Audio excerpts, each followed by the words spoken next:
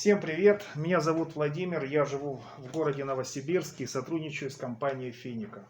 Я познакомился с компанией в начале ноября 2019 года по совету своих друзей. Вошел с инвестицией в $1000.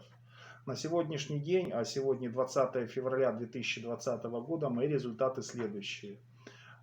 Как я активно развиваю и программу, поэтому доход состоят не только из дивидендов от самой инвестиции, но также и от партнерской программы. Итак, голые цифры. Вход 7 ноября 2019 года $1000. Больше ни копейки в компанию не вкладывал. На сегодня я вывел $3619, передал в благотворительный фонд $27.